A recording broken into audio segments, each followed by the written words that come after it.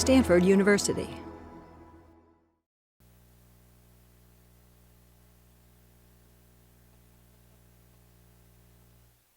Well, hello, thanks everybody for coming here today. My name is Seth Raphael. I am the official iOS magician for Bump Technologies, a company that makes an iPhone app where you bump your phones together and magic happens. So, a little bit about me. I have a slightly unorthodox history. I went to UCSD for a little while, thought, this isn't the right educational environment for me. So I ended up at Hampshire College. Have any of you guys heard of Hampshire College before? It is a wonderful place with a very alternative concept of what education is, right? You design your own major, there are no tests, there are no grades. Yes, it's pretty cool. You do a lot of projects. And I decided to focus on magic, and in particular, magic and technology. I did some independent studies with some professors, took a lot of CS classes, took some theater classes, and then sort of designed a curriculum to look at the relationship between technology and magic. But we'll get into that. So after Hampshire, I went to the MIT Media Lab, where I worked with Dr. Roz Picard in the affective computing group. Affective means emotions in this sense. We were looking at how you measure emotions using computers. So you can do that with facial recognition, physiological feedback, as well as behavioral metrics.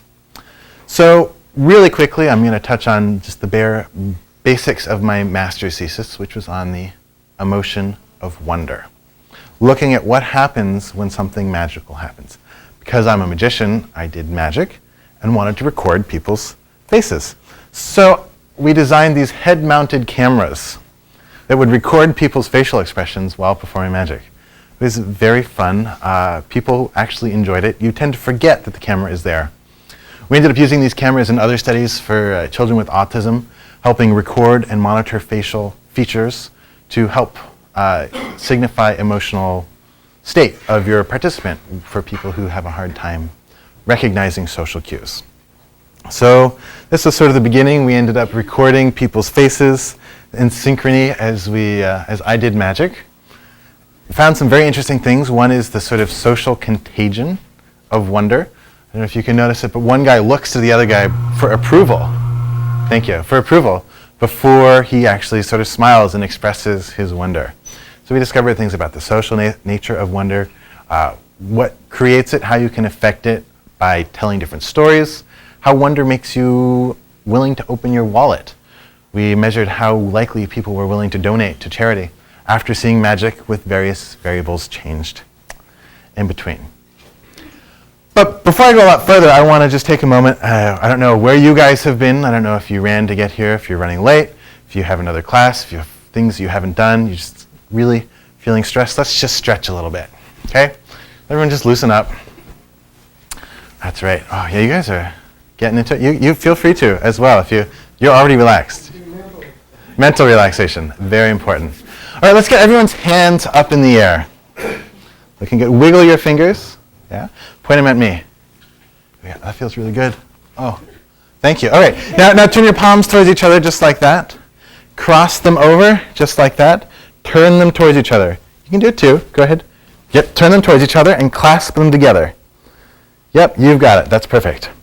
So from this point, you're kind of in a tense point. Don't let go. Okay. You're in this position that's maybe a little bit uncomfortable.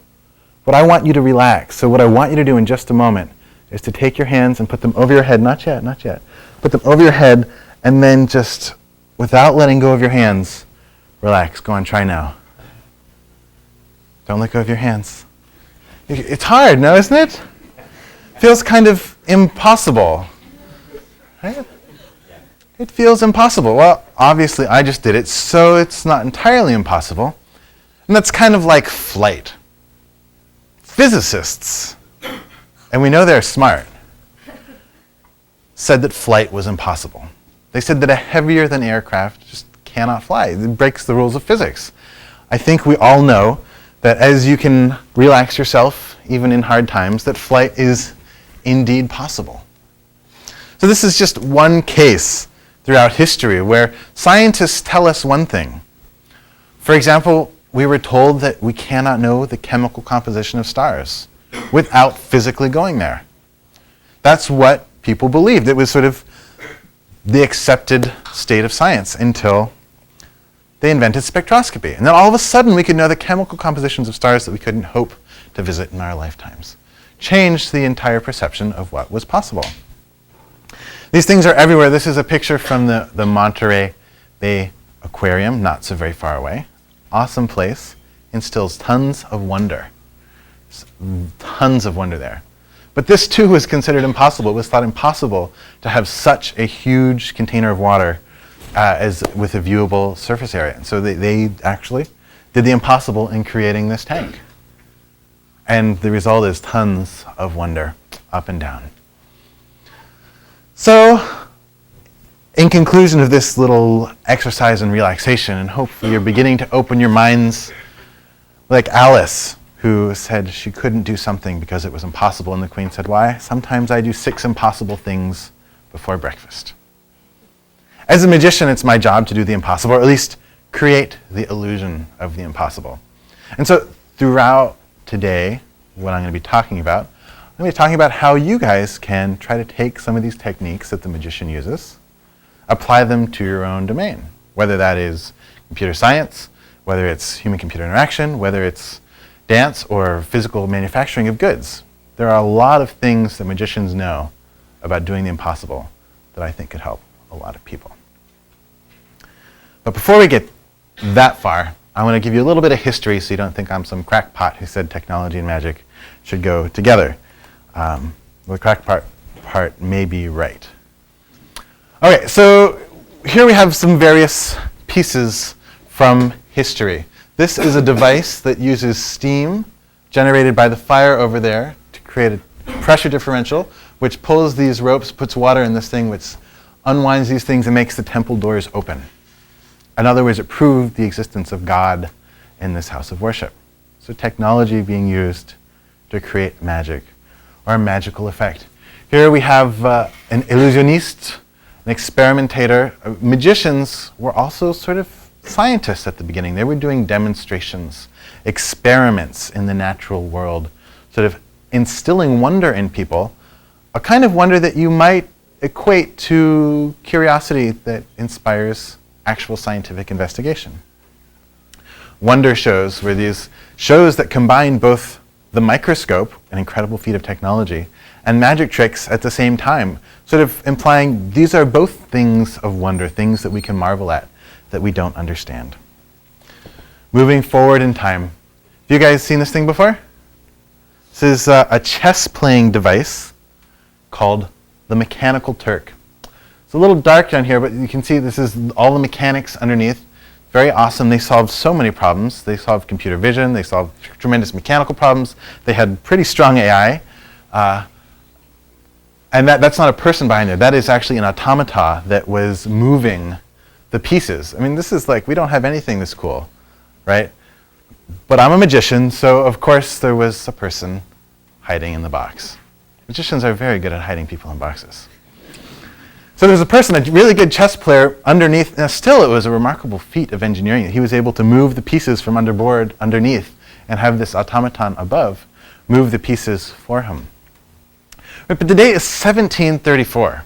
That's a long time ago. Sometimes we think that these mechanical engineering things are all pretty new or pretty cutting edge, but there's some pretty interesting stuff before. And what I think is really interesting is that magicians were thinking about things that wouldn't be tackled for hundreds of years. Chess playing.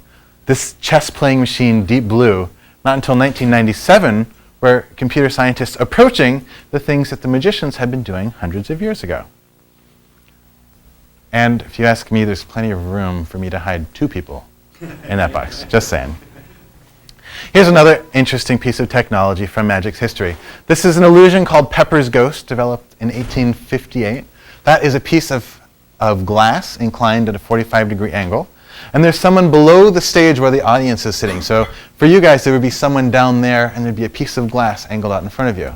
The glass was so transparent you couldn't see it, but it would reflect with a strong light being broadcast below, the scene and the action being played out beneath in this sort of semi-translucent plane in front of you. Looked exactly as if it were a hologram, a 3D translucent ghost moving around the stage. Very cool. Very cool. Disney uses this for some of its awesome illusions. And to this day, I don't think we appreciate how magical this was. But this, in turn, led to the development of the projector, or as it was known then, the zoopraxiscope. So magicians actually ended up developing these technologies, creating it, and which led to the evolution of the movies, right? Which ended up replacing the magician as the dominant paradigm in entertainment. So magicians really engineered their own demise, in a sense. George Méliès used the techniques of the magician in doing special effects and creating these early cinematographic movies. Another example of magicians using technology. Electricity. Here we have Hermann the Great, Mr. Electricity, who was showing this amazing thing. Imagine a world without electricity. Imagine a world where the only source of light is the sun or your candles. And then imagine someone pointing his finger at night and having hundreds of candles light up the stage. Imagine being able to turn them off and on at your fingertips. You do this every day, right? Electricity is pretty complicated. How many of you guys think you understand electricity here? It's not that hard. You flip the switch, right, and then the light goes on? No, but it's really complicated because even when you stop to think about, well, if there are two switches that both control the same light, it's actually a much more complex circuit than most people naively understand, even though they use it every day. So we've adopted technology, kind of glossing over some of its magical features. Here's another wonderful robot. This is a robot created by Fu Manchu. This is really cool. This is one of the earliest uses of radio-controlled robotics ever. This robot would come out on stage, would move around, would react to people, and it would also answer questions from the audience. So someone would say, "What's 3 plus 8?" And this robot would say 11. And it was very awesome. So magicians using cutting edge technology, but there's another side of the story. At night, the robot would not work. During the day, it would work fine. During rehearsal, it would come out, everything would work flawlessly, but at night, during the performance, it would just sort of glitch and not work very well. And then they realized that it was the fluorescent lights causing electromagnetic radiation interference, causing the remote control, one of the earliest remote control channels, to lose robustness and not be able to control this device. So they're actually at the cutting edge of technology, pushing it to the limit, discovering things that weren't necessarily understood.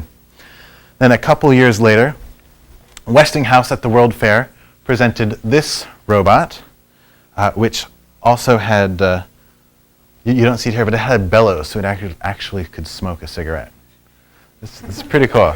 But again, in this case, the engineers are getting closer. They're only 2 years behind the magicians. But the magicians really pushing, what could we do? What are the things that we wish we could do if we could do anything? And that's a recurring theme in what I like to think about. So robots have come even further yet. We've got furry guys. We've got humanoid ones. We even have the ability to answer arbitrary questions, which is pretty freaking awesome. It's kind of like magic. And of course, we have the newest incarnation, Watson, who's able to answer, or rather ask, many questions. And I just have to say, still, look how many people you could fit inside Watson. I know. So let's bring it up to a little more modern use case. I'll just touch on one really interesting thing that's out there. You should microwave a deck of cards before you play someone for high stakes, because there are RFIDs in every single one of these cards. And the nice velvet mat is letting anyone who cares to know everybody's hand. So magicians are trying to stay on the cutting edge of technology, trying to figure out how to do interesting things. And the most solid evidence I have yet was given to me by Apple. You guys know the magic wand. It's this symbol of power. It's where the magic comes from. It lets you have gestural things to do the magic. If you look at the Apple remote control and invert the colors, you'll see it looks exactly like the magician's magic wand. So I think it's conclusive that magic and technology are two sides of the same coin. All right, I've been talking a lot about magic. I would like to do some. How many of you guys have heard about this piece of technology? Google, a few of you. It's not so far from here. It kind of touches home a little bit. Google is pretty amazing. It does an amazing task of organizing tons of information. But how many of you have ever been frustrated by searching for something, having it not be the right phrase? You typed it in wrong, or there are multiple sub-meanings of one word and you end up with the wrong result, or something like that. How many of you guys have had that experience? Pretty frustrating. So I'm going to demonstrate a Google experimental feature. If I can find my mouse here. We should be able to get Google up here. What is this? Oh, Charlie Chaplin's 122nd birthday. That's pretty exciting. I'm going to need someone from the audience to think of something visual. Elizabeth? Julie, you're Elizabeth. Julie, sorry. Julie, would you mind helping me? Yeah. All right, would you mind coming on up for a second? Think of something visual. So Google searches lots of things. Let's see if we can switch over to something more visual, the image search. So it's a little, if you come over here, Julie, it's a little confusing because the actual projected image is over there. Oh, can we get it back over here? It was there just a moment ago. Perfect. So I've asked you to think of something visual, yes? Yeah. You've got something in mind. We're going to give Google the true test of mind reading. What is Julie thinking of? Okay, you can see it up there behind you. Typed in, what is Julie thinking of? Now, Julie, in order for this to be legally allowed, you have to give Google permission to read your mind. Okay. Say aye. Aye. Julie? Julie. Permit? Permit. Google to read my mind? Google to read my mind. Just this once. Just this once. All right. Are you ready? Yeah. Here's what we'll do. You don't look at this screen. Put your finger on the return key. Look out at the back of the audience, or look over there where you can't see the reflection. Hit enter, and just wait for a second. In a loud voice, can you tell the people all the way in the back row what you were thinking of? A chair. Turn around. Thanks a lot, Julie. Thank you. A round of applause for Google, please.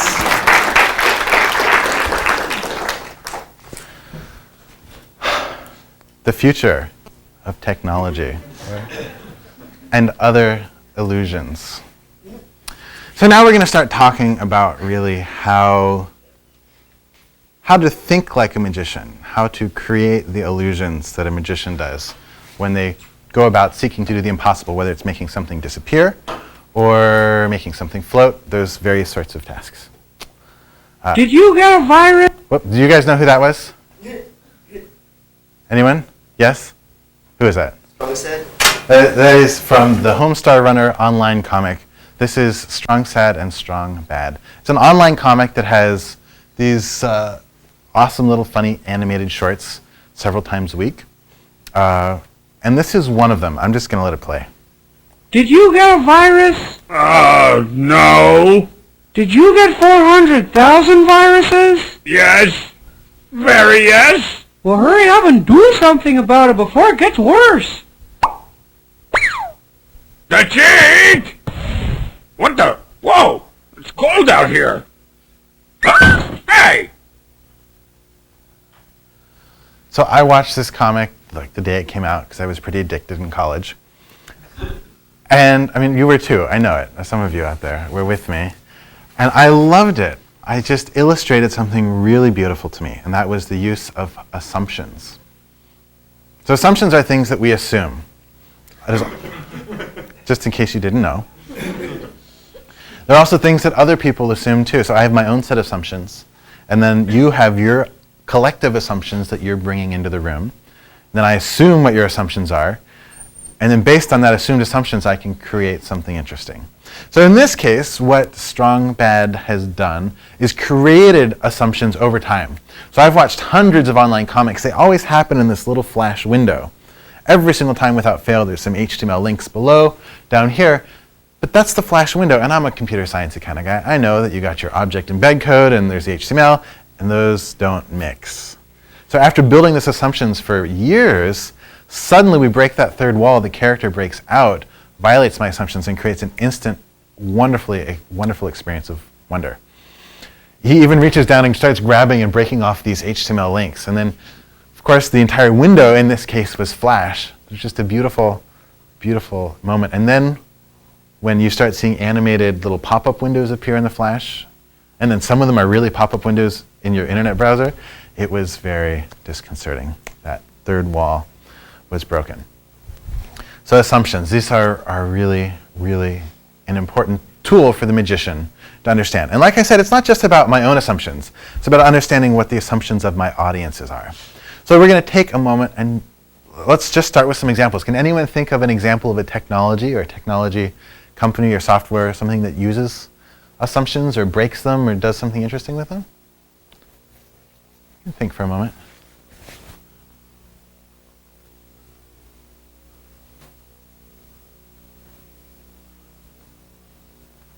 Yeah, what do you think? I don't know if this is the same along the lines of what you're thinking, but for example, like the iPhone uses a lot of assumptions of naturally human behavior, and it has embedded those functions. So if you're looking at a photo and you want to switch the orientation, you just switch the orientation of your phone, and that happens. That actually works. So Yeah. assuming. So the iPhone takes advantage of your assumptions that when you rotate something, you expect it to do the right behavior, and it fulfills that behavior, but at the same time, it's violating your other assumptions about cell phones, where you assume that the orientation of the screen doesn't change. And so you do, the first moment, I think, get a moment of wonder there too. Any other thoughts or comments? Your hand's almost raised. Yeah. Search tips. When you start typing a word, it auto-completes or gives you suggestions. That sort of assumes what you're trying to, this is what you're trying to search for. It is making an assumption about what you're going to be searching for. It's really, really interesting, right? They suddenly said, well, we're not satisfied with our own assumptions. We can make even more assumptions. We can go a step beyond that and assume what you're going to type. They do something even more with assumptions about what you're interested in. And this is something that, yeah, you want to say something? Itself an assumption, because when we see several pictures in quick succession, we assume that it's a movie, because it is not. Exactly. Every animation, every movie is playing on our assumptions about real life and movement and animation, yeah. Like in Universal Studios, some of the 4D shows, when like the character spits on you, like there's water on you, you don't expect that thing to come out, and then, you know. Yeah, so they you have real sincere violation expectation where there's this breaking of the third wall because we assume that displayed projected images are not in the real world. That's a really interesting example. I'm going to come back to this Google one, searching auto head. This is something that I knew, but I never really thought about the implications of. So I did a little search. I don't know if you can read this, very little low resolution. I searched for the word objective. And Google came back with various results. Define objective, definition of objective, Wikipedia of objective philosophy, objective versus subjective information, sample resume objectives. There we have a different interpretation of objective. Definition, and objective. Another definition. Right, this is sort of what we assume. When we search for objective, it's going to give us back some results that we can look at. I'm going to draw your attention to one little detail here. Oh, we can't see it because the monitor is covering it. That's a little privacy guy. This is Chrome in privacy mode. So I've turned on my browser's security measures to hide my identity from Google, even though Google made my browser. But that means that Google doesn't know who I am, and these are the results that it delivered to me. So next, I logged in as Magic Seth. And a lot of the results look pretty similar. We've got definitions, we even have some resume objectives. But then down here at the bottom, we have Cocoa Dev Central, Learn Objective-C, the programming language for the iPhone. So Google knows what I'm interested in. It knows what I've searched for. It knows what search links I've clicked. And it's made assumptions about me and what I want to look at, that is going to be the most useful thing for me to look at. Do you have something you want to say? I thought if you go incognito, or rather private, you enable the privacy in Chrome, it doesn't really stop Google from knowing who you are. It stops your computer from remembering that you were doing whatever you were doing. Yeah, so it turns off what Google is using for this particular customization. It is true that web servers do have ways IP addresses and other methods for actually detecting who you are, even in incognito mode. But for this example, it tricked Google into giving me what may be considered more objective results. But this is really interesting because it's assuming things about me. First of all, I assume that Google just gives me the results for my search term. So it's breaking my assumption without even really telling me. Hopefully, their goal is delivering better results for me without me even realizing it. There is danger, though, when you start to make these assumptions. Eli Pariser, the guy who started MoveOn.org, is currently talking about this unconscious filtering of the web, where these algorithms are being tailored to you, assuming what you want to visit. So if I were to search for some political event and I had shown no previous interest in political events, it might just give me links to airlines or tell me about tourist destinations, even if there's some incredible turmoil going on in the place I'm going to. Whereas someone else who has a more politically interesting search history will get very different results. So we're sort of building these systems that assume what we want to know based on what we've asked in the previous searches, and sort of creates a reinforcing filter, reinforcing view of the world. It's pretty interesting. Anyone else? Thoughts? Yeah. Shouldn't we be able to know what those assumptions are in case we don't like them? You know, in case you want to turn them off? It is very reasonable to want to know what the assumptions are being made by the algorithm. Whether or not we'll get to that place is a question of how much people care and how much they know about it. That raises Yeah. an interesting question about algorithms and magic, which is if I just have a blind machine learning algorithm over some set of features and so on, I don't actually know, nobody knows what the assumptions are. Yeah. It's magic in the algorithm. It is magic. When you have sufficiently advanced technology, it becomes indistinguishable from magic. As you design learning algorithms that are sort of beyond our ability to comprehend them, it becomes a lot more difficult to understand. Yeah. Well, it's basically the empty set, is his case. I like to know it's the empty set rather than my most unfavorite ad company or whatever. All right. I like to know that too. Yeah. It's very, I think it's valuable to know. And then even just knowing that this is happening is something that people are, by and large, not aware of. So I'm a magician, right? My job is to deceive people. But as a magician, people come to me seeking deception. As you're designing human-computer interfaces, people are not seeking deception. So as you think about these technologies and these techniques that I'm suggesting you apply, do think about the implications of deception and what is your contract with your user? Do they want to be deceived? Do they want more honesty? Those are things that you do need to remember. So in honor of deception,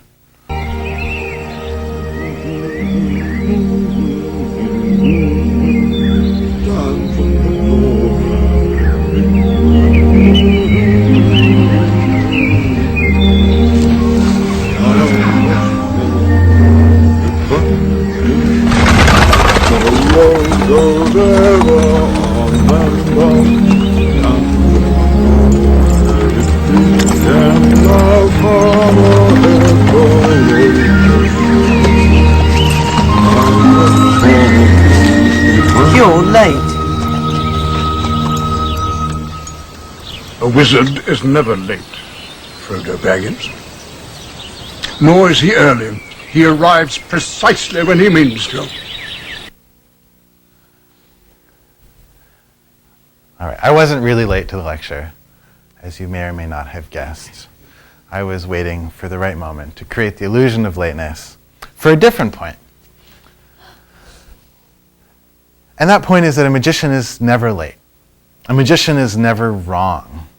At least a good magician. If a magician is doing magic and something doesn't work, a good magician will not even tell you that something didn't work, because you, by definition, have no idea what to expect. So if I ask you to think of a number between 1 and 100, can you think of a number between 1 and 100? Okay, change your mind, because that could have been like just everyone's favorite number or your favorite number. Maybe I read your diary. I don't know. Think of a different number. Have you got one? Right? You've got a new one. Yeah. Is your number 82? No. This is a demonstration of probability. I have a 1 in 100 chance of getting it right. That wasn't magic. Right? But if I had gotten it right, you're damn sure it would have been magic. I'd be like, yes, thank you very much. So that's what I mean. A magician designs an experiment that you don't even know is an experiment. So you only see the positives. I could do that in 15 different ways during a show. Say, all right, what number were you thinking of? 63. Oh, that is a very interesting number. That means that you are a rounded mathematical person. Would you mind helping me? You seem like the perfect person. And so now I've changed it from a feat of mind reading to just a sort of test of my subject. You guys don't know that I failed, because a magician never fails. Now we can move on to the next thing, where I have you think of a number between 1 and 10. And now I've got better odds. So we're going to do another little experiment in a moment. But I want to talk about the stocks first. There's a pretty sneaky thing that magicians do with stocks or other races and bets, for example. I can, with just about 100% accuracy, predict one stock over the course of 6 months. Every day I can tell you whether it's going to go up or down. Well, maybe not you, but someone in this room. The way it works is the first day I'm going to send everybody in here an email saying, I've got a good feeling about this stock. It's going to go up. I'm going to tell this half of the room that it goes up. Tell this half of the room that it goes down. Tomorrow we'll see. It went up. You guys, bye, forget about you. You think I'm some kook. All right, guys, tomorrow I think it's going to go up, and tomorrow it's going to go down. Tomorrow it goes down. You guys think I'm a kook. Now I'm focusing on you guys. And we're on day 3, and I say, all right, tomorrow the stock is going to go up and down, and day by day I win on my sample until one of you thinks I'm a genius. You're going to follow my stock advice no matter what. Now I can tell you, invest all your money in this stock. You do it, and then I can sell my stock and get out making a huge profit. So that's the deceptive part of magic here. Sounds like a pyramid scheme. It's a little different than a pyramid scheme because the rest of you haven't really lost much, right? But I'm definitely using probabilities to sort of. How many of you guys read XKCD? Have you guys seen the recent one about the jelly beans causing acne? Right, so there's an experiment was done to determine whether red jelly beans cause acne. The result was p less than 0.05, no. And it goes down 20 different jelly bean colors, and one of them, the green ones, had p greater than 0.05, that they do cause acne. So just if you have enough statistical samples, you're guaranteed to gain some correlation. So let's do something interesting. I don't know if this is going to work. Do people have coins anymore? Does anyone have any change with them? Anyone? This is getting harder and harder to do this little experiment. Credit cards? Well, I'll take your credit card, but I won't give it back.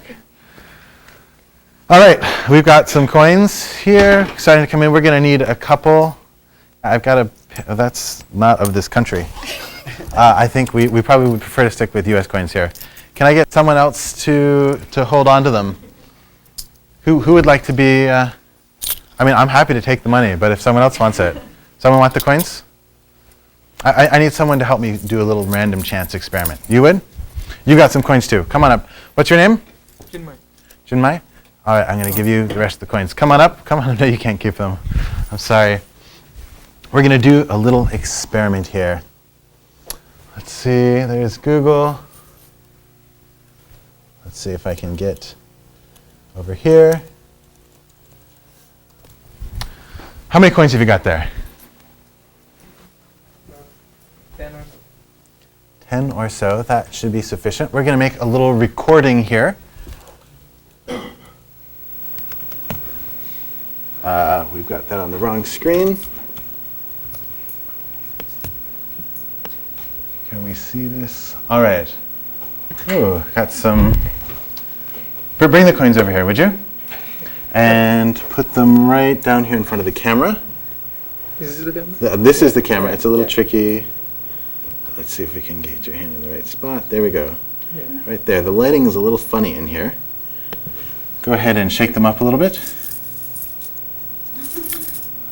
Keep your hand. Oh yeah, I can just look. Yep. All right. Mm-hmm. Flip them over a little bit.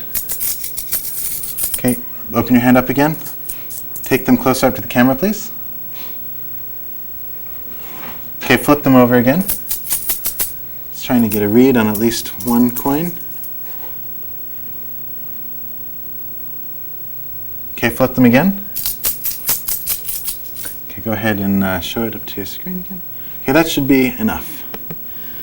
Thank you. Would you hold the coins, and why don't you just go right over there next to that stair right there. And what we're going to do is we're going to do a little experiment. Let me save this first. A Stanford sample. Now, can I get my monitor up here again? Thank you. Let's see. So let's make sure we can see some of this here. My terminal window is too large. What we're going to have you do is we're going to have you flip the coins. Which do you like better, heads or tails? Heads. Heads. All right. You're going to flip the coins, and you're going to keep the coins that are heads. There, you're going to discard the ones that are tails. Go ahead and do that. Flip them right there on the stair, on the carpet right there. See if I can get this window. How far did they go? Okay, take the ones which are heads. Leave the ones that are heads there because you like them, and get rid of the ones that are tails. You can give them to someone if you want. All right, this is not actually my original research, but hopefully it will work. Anyway.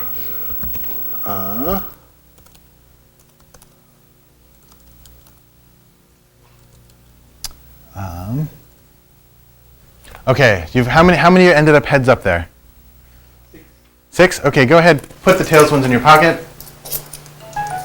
All right, go ahead and pick up those 6 coins and flip it again.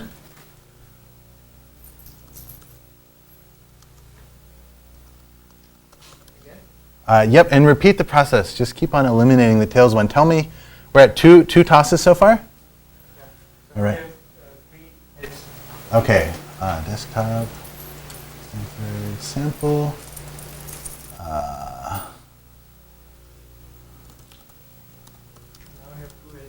All right, alpha. Okay, go ahead and run it with the last coins. All right, go ahead and flip them again. Don't tell me what we have until we have got just one left. Don't say anything yet. We're down to 1 coin. Okay, leave it right there for just a moment. Don't look up here. I want you to don't touch the coin, but look down at it. And tell me what kind of a coin it is. It's a quarter? No, wait. What is it? No. Oh, it's a 5 cents? Yeah, it's It's a nickel. And what does the year say? 2006. 2006. Go ahead. Go ahead. Look up here on the screen. Most probable result is a 2000 nickel will end up heads up. Thanks a lot. Thank you. You can keep the change. I just came here a few weeks ago, so I don't know the price. That's all right. You did fine. All right. Let's hop back on over here. Yeah. So other than that this is not possible, which is most common expectation, what other assumptions are involved that you assume that the audience have when you pull a trick like this? Okay, we're going to do a little vote here because I don't want to foist the secret upon everybody. Okay, if you want to know the secret and understand what assumptions I have, raise your hand. If you would like to keep it a secret, keep your hand down. Raise your hand if you want to know the secret. Looks like people don't want to know. Yeah. All right. If you don't want to know, just put your fingers in your ear. So the assumption in this case that I am basing it on is that you all assume that every coin has a heads and a tails. One of the coins had only a heads. Therefore, the probability of it remaining into the end was pretty high. So there are tons of assumptions at every single level that a magician can exploit. You don't know your assumptions. That's part of the hard part. It's really hard to list your assumptions because some of them are so ingrained you don't really understand what they are. So anyway, I was talking about failure also and how to not fail. And so I thought of one example from technology that was relatively interesting, and this has to do with HTML and CSS. How many of you guys have written HTML or CSS before? So HTML is the fundamental blocks of your web page, and then CSS makes it look pretty. And there's this philosophy that you should try to make it degrade gracefully. So here's a modern browser on the right displaying a page. It looks pretty nice. Or on the left. And on the right, it looks still readable. It's legible. So if this is your browser, you don't know that you're missing anything. The web page didn't fail, even though it could have, because many people, when they design their websites with CSS and all these fancy technologies, are unable to make it look nice on older machines. It's one example of not failing, of not allowing the user to even know that there was the possibility of failure.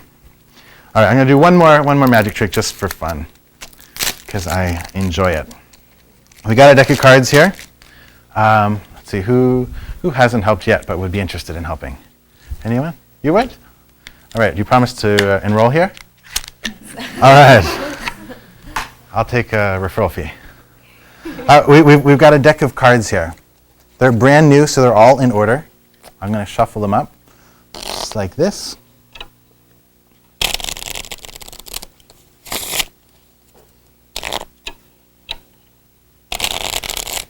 Oh, looks like there's one of them. Oh, that one has got instructions for poke no and an advertisement. You don't want that one.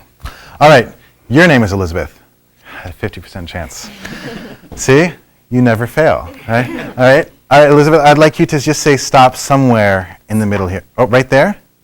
Are you sure you want that card or a different one? I want that one. Do you see how I phrased that? Do you want that card or a different one? Even if she says yes, I could still make her take a different card. No, but you have your choice. You can have this one or a different one. Your choice. You're going to take it?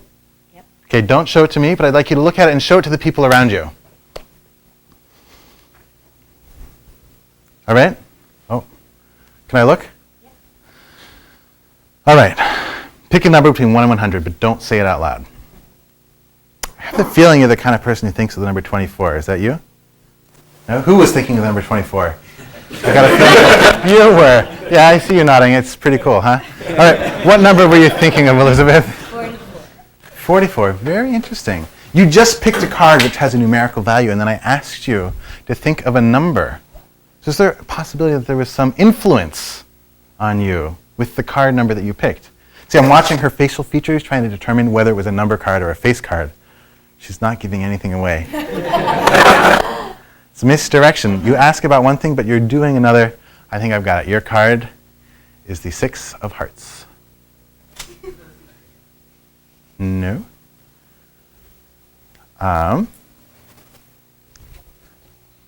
Okay, it's definitely not the 6 of hearts.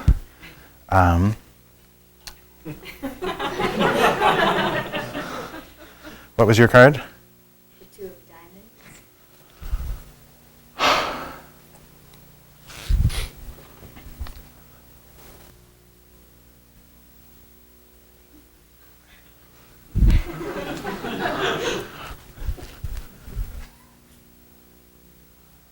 All right, there it is. Thank you.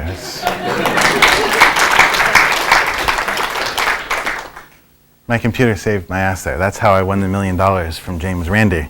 Check it out at magicseth.com.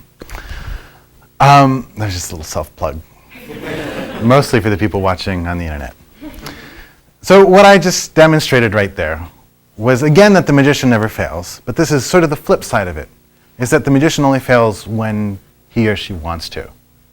It's an intentional failure, and in magic these are called failure effects. They're effects that rely on the perception of the magician failing. And this does a couple things. One is it makes me human, right?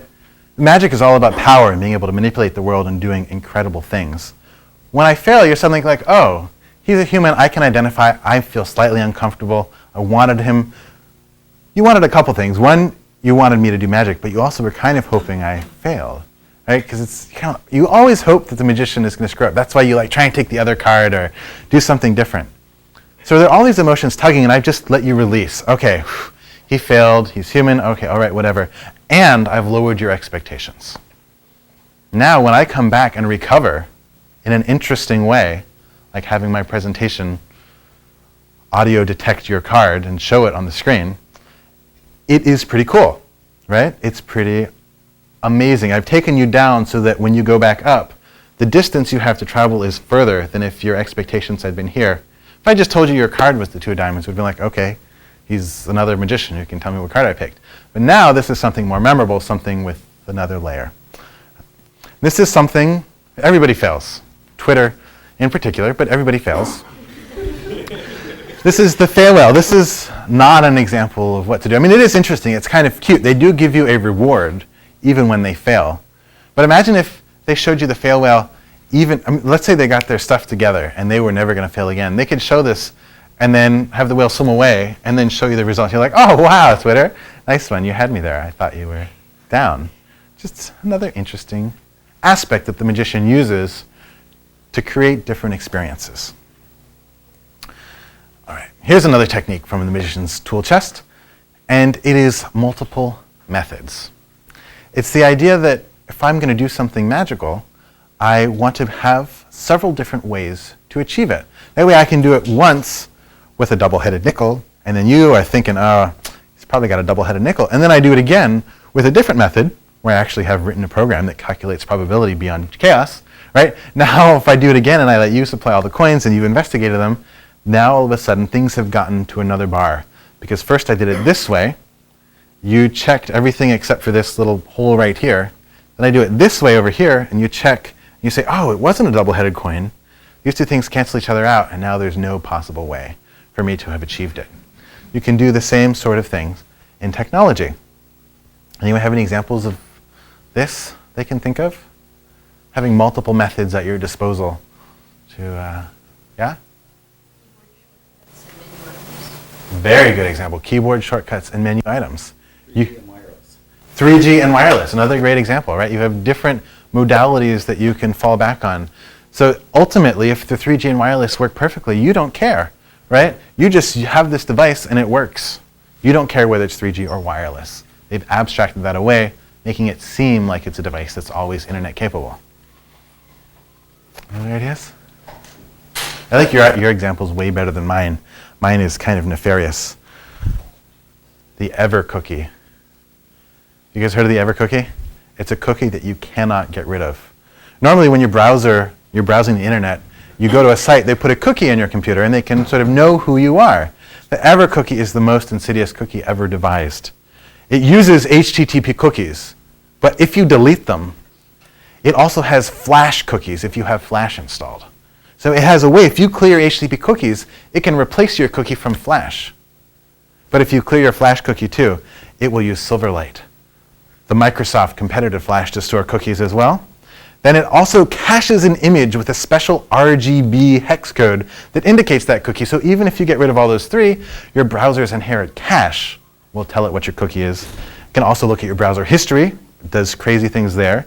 And there are 8 other methods that it uses to guarantee that you cannot delete this cookie. And there are platforms on which it is actually impossible to delete. And so this is a very negative example. So I really appreciate your shortcuts in 3G wireless. I'll have to remember those for next time. All right, another example. Let's see. Can the camera see me if I come over here? Okay, all right. Here is a pen. Is this this is just for people to take notes with when they're up on stage? Is that right? Yeah? All right, I'm going to try something with pens. I have a very difficult time with pens. If you watch carefully, get the camera down here by my face. I'm going to take off the cap, and I'm going to try to make the cap disappear.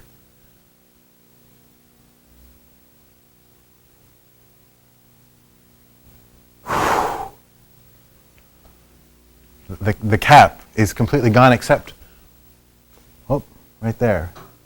It just came back.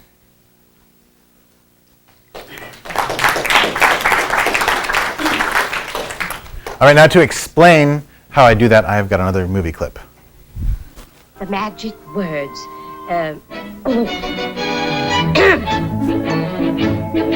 Salagadoola, menchikaboola, bibbidi-bobbidi-boo. Put them together and what have you got? Bibbidi-bobbidi-boo.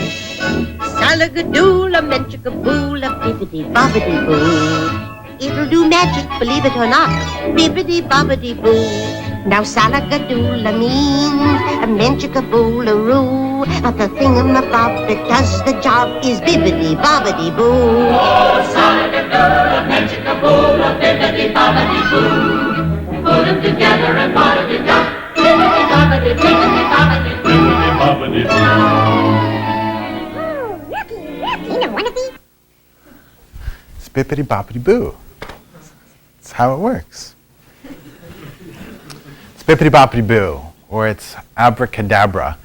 It's a moment. The reason magicians use magic words like abracadabra or bippity-boppity-boo, as the case may be, is to create a moment when the magic happens.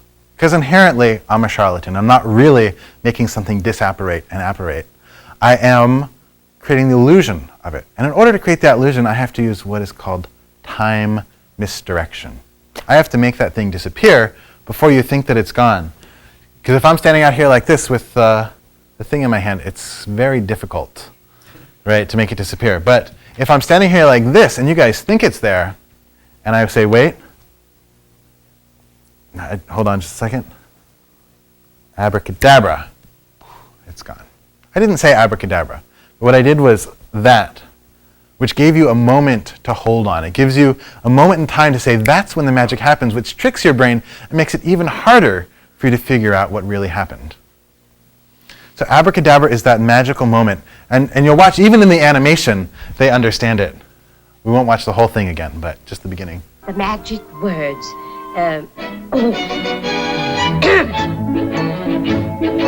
Salagadoola, menchikaboola, bibbidi-bobbidi-boo. It's that bippity-boppity-boo. And right on that moment is when the magic happens. So that's how magicians make the coin disappear, right? It's there, but then it's not there long before you think it should be gone. So, all right, let's take this to technology again. Anyone have any ideas that are popping to mind? I've got some, it's okay. Here's an Adobe installer. It takes a long time and it's showing you all this text. And it's doing a couple things wrong from a magical point of view. First of all, it's showing you what's going on, which in computer science sometimes is arguably a really good thing. But when someone just wants to install software, arguably it's not the best thing in the world. And then you have this sort of close button and these other buttons that are kind of grayed out and don't really do anything. We're going to work towards the optimal solution. Here's one that says updating family tree maker, ready to install, and relaunch. So now they've done a little bit of this time misdirection. They've downloaded everything in the background. They've gotten everything ready to go. Now they're just presenting you a button that says install and relaunch, right? It's pretty nice. It makes it feel a lot more magical, and a lot of installers are moving in this direction. Here's one that takes it another level. It says don't install on relaunch, and relaunch. And then it says install on quit. That means you click that button and nothing happens. There's a lot of time misdirection. You click that button, you forget about it.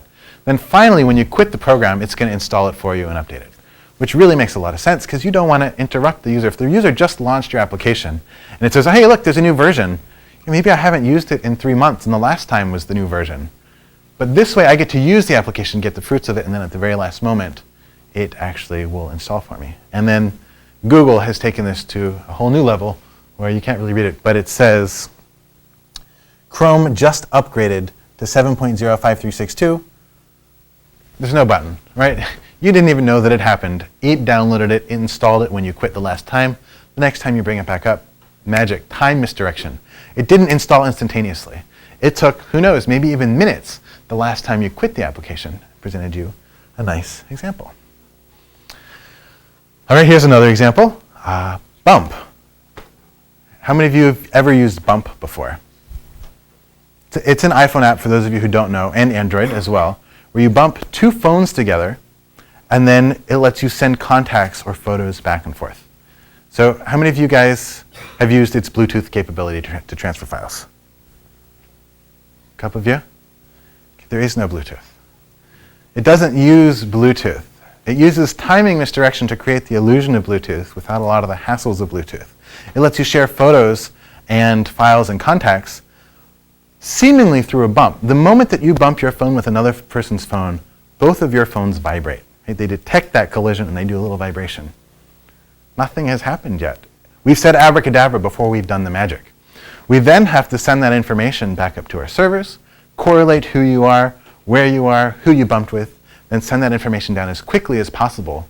Then, only after that happens, can we even start transferring the files, which have to make this huge network trip to make it happen.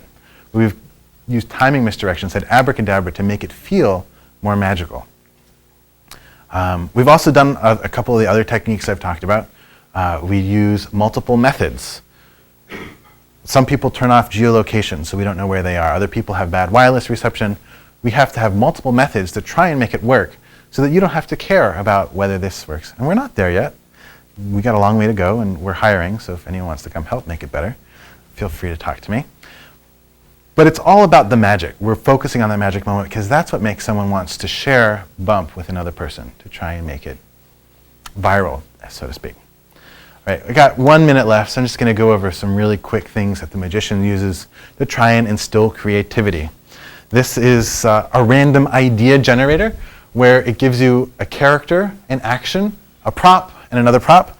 And so you give it a spin and it comes up with random things, like a superhero does a penetration with a cockle, with a cookie and a pen.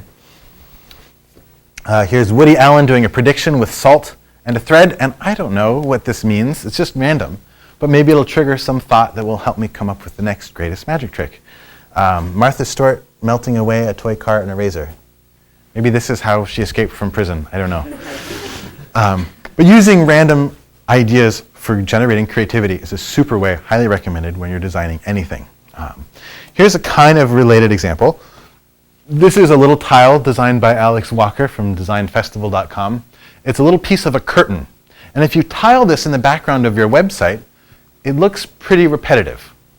But using sort of pseudo-randomness and co-primality, he's designed tiles with a width of 1, that original one that you saw. This piece is 3 times as wide and is a little bit different. This time is 7 tiles wide. So the original one would fit here, and if you overlaid this one on top of this one, that little red thing would show up here, and they're transparent in between, so you can lay them on top of each other.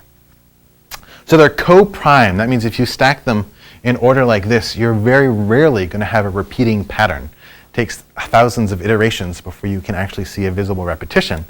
So when you tile these things all together, you end up with a beautiful sort of random-looking, pseudo-random, non-repeating tile using concepts of randomness. There's a technique called the trick brain in magic, which is kind of like randomness. It's you list everything that you know how to do. I know how to use mirrors to do this. I know how to use smoke and strings and magnets. You list all the possible methods. Then again, you list all the possible types of effects. Make something appear, disappear, float, etc. You have this big matrix, and you just sort of take random walks through it, and you end up with new things, new thoughts that you never would have thought of before. Another important thing for the magician is character. Having a character when you're on stage is truly what takes you from the level of being just some sort of uncle who can do a card trick to someone who's actually trying to instill magic in people's lives. So I'll give you a demonstration of the power of character. I want everyone here to think of a 2-digit number, any 2-digit number between 1 and 100. Integer, preferably. All right. Now, you may have thought of a number that was important to you. I want you to add the 2 digits of your number together. So now you've got a new number. To make it even harder, we're going to take this new number and subtract it from your original number.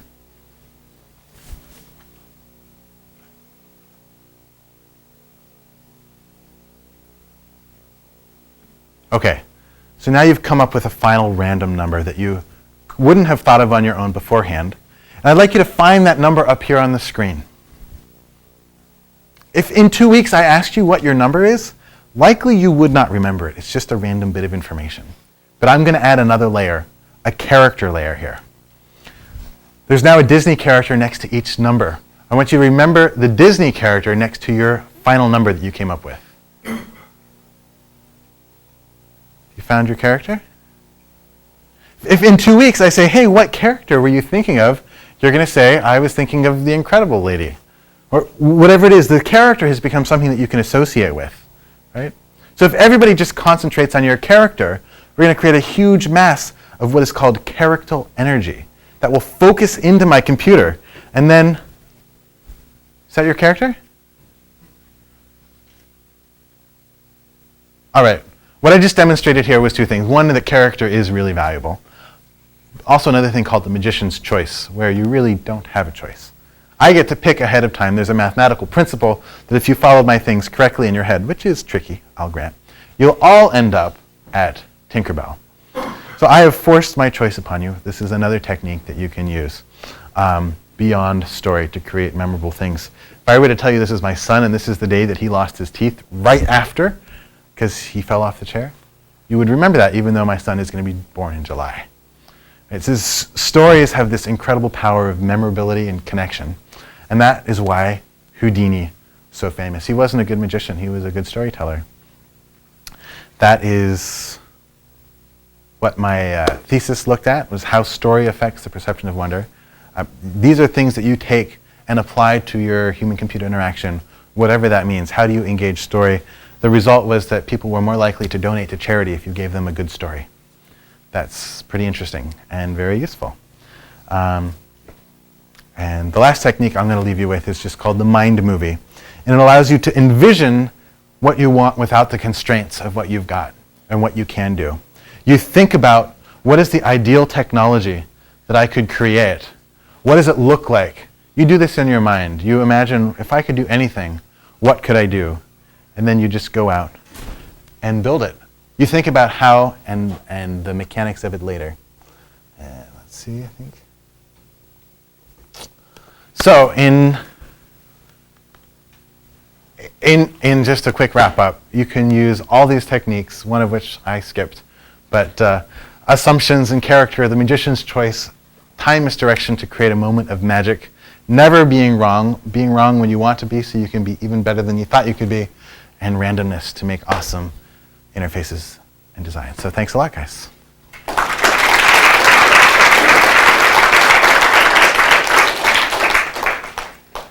Is there a question period afterwards, or if people want? So you talked about character, and do you have any idea how you can infuse a software artifact with character? Yes. There are lots of different ways. I mean, the easiest thing to do is just put two eyes on it. Right? Then it has character. We anthropomorphize anything that has eyes on it. Let me see if I can find. Let's see, faces. Here is, where is it? Over here. Oh, contrast is too high here. These are just randomly generated faces with eyes, and they have varying shapes of nose and image, and it's just all randomly generated, but each one has a distinct feeling. And once you decide on a feeling, it doesn't show up very well here. That's one example of a way you can add character to something. And then if you pick, all right, I want it to be a stingy old man, then this computer program is suddenly going to feel very differently than a Microsoft paperclip. Right? You probably would like a stingy computer program better than this buoyant, helpful one, especially when you're in a bad mood. Any other thoughts? Questions? Yeah. So you could imagine where a computer has a minor program is crashing or something like that, but it tells the user it's after formatting their hard disk by accident. Misdirect, and then it tells them add the errors and so on to any loss. Yes. Is there an ethical element to doing something like that as well? Oh, absolutely. Not that picture example, but I mean the misdirection. Oh, absolutely. I mean, it depends on your character as a performer or as a program. If your program is TurboTax, I don't want TurboTax to say, crash. But if Photoshop says, oh, sorry, I just put Justin Bieber over your head. Oh, wait, it was not that bad. I just lost my undo pointer. I don't know. Yeah, I think it depends on how you're presenting yourself. And it's really a choice that you get to make. And that you should make. Another thing that I think is really important is when working on a magic trick or magic effect, I like to write down my choices. I like to write down, all right, I'm going to do the pen trick starting with it in my left hand because that way everyone's looking over here so I can do this thing over here. And by writing down all these choices, you realize what your assumptions are, what your choices are. Because you make choice. I mean, you made the choice to make the program just say, programming error. that was a choice, but you didn't realize it. It wasn't an explicit choice. So thinking about those choices allows you to make better ones. Yeah. I'd like to hear the story of how you got $1 million from James Randi. Magicseth.com. It's an hour-long video, but it's worth it. I would basically, my psychic computer challenged him, and I was the recipient of the money. Yeah. Who are some of your favorite magicians, or what are some of your favorite effects, and why? That's a really good question. My favorite magicians. Well, there were my mentors from my hometown, John Swamley and Michael T., who just really helped me in different aspects. Just focus on having a character, on creating a story. There is a magic trick where you pull coins out of the air, and it's called the miser's dream, where it's sort of this miserly person trying to have money, and he dreams that he's pulling money out of the sky.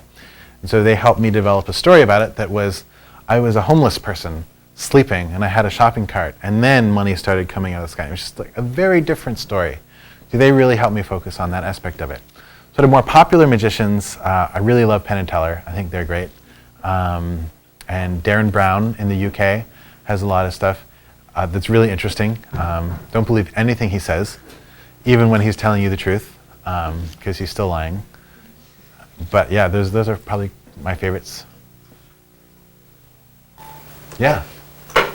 What's your take on the fact that now there are a great number of YouTube videos that reveal the tricks of magicians? Many people are very outraged at the fact that you can learn magic on YouTube. So in my thesis, I sort of developed a model of wonder. And one of the variables is how much effort you have to put in to resolve an inconsistency. And I consider magic an inconsistency in your worldview. So YouTube lowers the barrier, lowers the amount of effort you need to learn to resolve it. And part of my research was interested in how does that lowering of the barrier affect your appreciation of magic? And I don't think it really matters what I discovered. I think that the numbers of people watching YouTube videos is so small that it has zero impact in the real world. And the people that are caring to seek about it are going to learn something interesting either about magic or themselves, or just write some stupid YouTube comment anyway. Doesn't really matter. That's my long story short. Yeah. So can you talk a little more about when you make a mistake, how do you recover from it? Yeah, absolutely. That's a really good question. How do you recover from a mistake? And one of the keys is to have like an insurance policy, a backup plan. If I have you pick a card and I really don't know what it is, I have a way where if I have you tell me what card it is, to make it appear afterwards as if I had known. So it's not this particular example that I did, but if you picked a card and, oh, you still have the card. Thank you. You can put it back. If I could then say, oh, make the card appear even though I hadn't guessed it, you always have to have something in backup, something a little extra special to provide when you do screw up. But then the other thing is, like I mentioned before, there are times when if you don't advertise what you're going to do ahead of time, no one knows that you failed. So you don't even need to recover. Are we running out of time? I don't know. Yeah, we're running out. Okay. Any other thoughts, questions? Thank you. All right, thank you guys.